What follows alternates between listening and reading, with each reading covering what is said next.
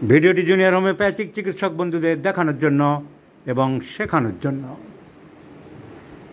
শেষ রক্ষা হচ্ছে না বন্ধুরা, অনেক চেষ্টা করছি আসল হোমিওপ্যাথিক চিকিৎসা প্রতিষ্ঠা করার জন্য, এক নাগাড়ে চেষ্টা চালিয়ে যাচ্ছি, কিন্তু মানুষ বুঝছে না, মানুষ বুঝতে পারছে না, জানছে না, সেই সব অর্বাচীনদের খপ্পরে গিয়ে পড়ছে। একজন পুলিশ অফিসার মালদা জেলা থেকে এসেছেন, যেহেতু তিনি সরকারিভাবে ছুটি নেননি, তার মুখ আমি দেখাতে পারছি না।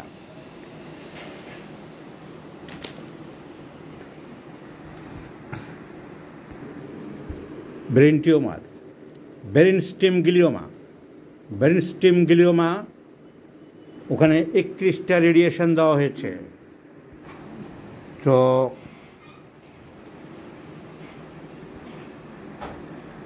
অপারেশন করা সম্ভব না, অপারেশন হয়নি, অনলি রেডিয়েশন ডান, মেনি রেডিয়েশনস গিভেন, অনেক রেডিয়েশন দেওয়া হয়েছে।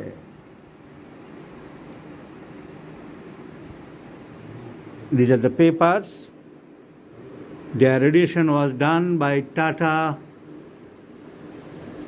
Cancer Hospital, that is known as Tata Medical Center of Kolkata. Patient এখন মোটামুটি ভালো আছে, আগে ডাবল ভিশন ছিল, সেসবগুলো নেই, তবে যে কোনো সময় রিল্যাপস হতে পারে। এইসব সিমটমগুলো প্রায় রিল্যাপস হয়, যোগাযোগ ওনাকে রাখতে হচ্ছে সেখানে। আর সাধারণ মানুষের যে আইডিয়া আছে যে রিল্যাপস না করে, অসুবিধা না হয়, যে সমস্ত টুকটাক প্রবলেমগুলো আছে, তার জন্যে হোমিওপ্যাথি ডাক্তারের শরণাপন্ন হয়।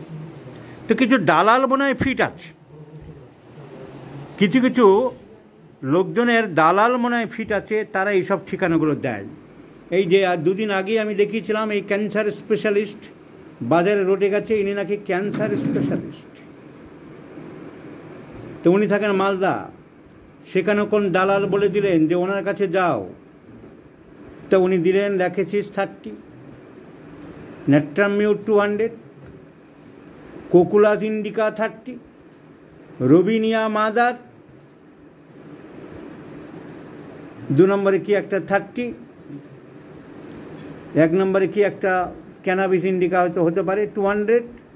তো 7খানা মশলা মুড়ি বানিয়ে দিয়ে, মশলা মুড়ি দিয়ে বাদাম একটু, নারকেল কেটে একটু, পেঁয়াজ কেটে একটু, লঙ্কা গুঁড়ো গুঁড়ো করে কেটে একটু, মশলা মুড়ি ওনাকে বানিয়ে দিলেন। উনি 2 বার গেছিলেন, তারপরে যা হওয়ার তাই হয়েছে, সিমটম আবার সব বেড়ে গেছে।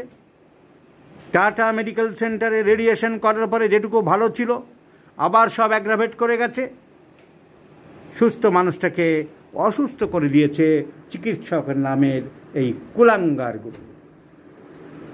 দালালরা ধরে নিয়ে যাচ্ছে। এটা homeopathy, Robinia mother, কোকুলাস indica 30, নেট্রামিউট 200, Lachesis 30, cannabis indica 200, এই সমস্ত ডাক্তারের নামে বসে আছে। আগের দিনই দেখিয়েছিলাম এই ভদ্রলোকের একটা প্রেসক্রিপশন, আরেকটা রোগীকে কীভাবে সর্বনাশ করেছিল। তো দেয়ার আর ডিস্ট্রাক্টার্স ইন হোমিওপ্যাথি, ফাঁদ পেতে রেখেছে চারিদিকে হোমিওপ্যাথির নামে। হোমিওপ্যাথি নয়, কারণ হোমিওপ্যাথিক ডিগ্রি কোনো কিছু নেই, ফাঁদ পাতা জালিয়াতের দল। এই পুলিশ অফিসার, তার একটা লাইফ আছে, ভবিষ্যৎ আছে, তার বয়স বেশি নয়, মাত্র 43 ইয়ার্স। একটা গ্লিওমা, একটা ক্যান্সারাস টিউমার, যেখানে রেডিয়েশন দিয়ে তাকে বাঁচানোর চেষ্টা করা হচ্ছে। তার কেস টেকিং করে গুছিয়ে একটা ওষুধ সিলেকশন করতে হবে। এই যেমন ঠিক করেছি, তার শরীরে চারিদিকে আঁচিল আছে, moles hair and there, desire for onion, এরকম গ্লিওমা টিউমার। কি অক্সিডেন্টের ছাড়াই অবস্থায় কোনো ওষুধ আপাতত দেওয়া যাচ্ছে না, এটা অ্যান্টিসাইকোটিক ওষুধ দিতে হবে। সেখানে যদি আগেই তো 10টা খিচুড়ি, চাল ডাল তরকারি লবণ পেঁয়াজ দিয়ে দিয়েছে, চিটিংবাজের দলেরা, হাতুড়ে কুলাঙ্গাররা ফাঁদ পেতে রেখেছে, সেই ফাঁদে মানুষ পড়ছে। এটা ব্রেন টিউমার, এটা ক্যান্সারাস টিউমার। সে মানুষটার জীবন নিয়ে ভাবলেন না। তাই পুলিশ অফিসারকে আমি বলছিলাম, আপনারা কিসের পুলিশ? কনজিউমার্স ফোরামে কেস করুন যে কি এর ডিগ্রি আছে, কে ডাক্তার, কোথাকার বড় ডাক্তার, তুমি কেন একটা ওষুধ হোমিওপ্যাথিক কাউন্সিলকে পার্টি করুন। হোমিওপ্যাথিক যে ওষুধ আছে শিয়ালদায় যে কোম্পানি আছে হোমিওপ্যাথিক যারা বস, যারা হোমিওপ্যাথিকে পড়াশোনাকে নিয়ন্ত্রণ করে, হোমিওপ্যাথিক কাউন্সিল, তাকে পার্টি করুন যে আমার এই টিউমারের এই চিকিৎসা কি আপনাদের বই আছে?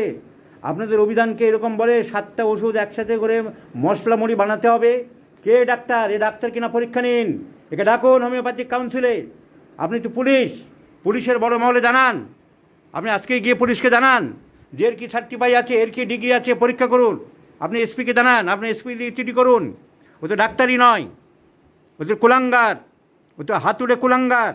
আপনাকে 7টা ওষুধে রাখেছিস, একখানা বিখ্যাত সাপের বিষ থেকে, দক্ষিণ আমেরিকার ব্রাজিলের বড় সাপ, সেই সাপের বিষ থেকে ওষুধ তো আপনাকে খাইয়ে গেছে। আপনার তার কোনো সিমটম নেই, আপনার তার কোনো লক্ষণ নেই।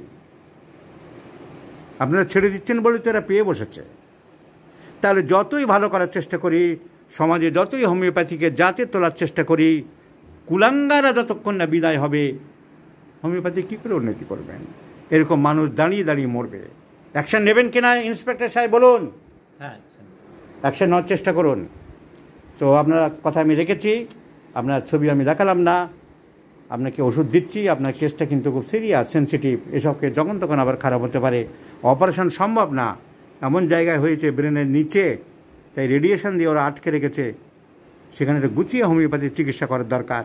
কিন্তু দালাল পাঠিয়েছে আরেক দালালের কাছে, সেই দালালটাকেও ধরুন যে তুমি কী কেন পাঠিয়েছ, কত টাকা কমিশন খেয়েছ, আর এই দালালটার বিরুদ্ধে কেস করুন আপনি। বন্ধুরা, সৎ সাহস নিয়ে নির্ভীকতার সাথে আমি লড়াই করে যাচ্ছি। সৎ কথা বলতে আমি ভয় পাই না। তাই আজও বললাম, এই সব দালালদেরকে সমাজ থেকে বিতাড়িত না করলে হোমিওপ্যাথিক চিকিৎসার জাতে উঠবে না, দাঁড়াবে না। তো টি অক্সিডেন্টালিস দিয়ে আপাতত আমি চেষ্টা করছি, ওনার এটাকে আটকে রাখা যায় কিনা দেখা যাক।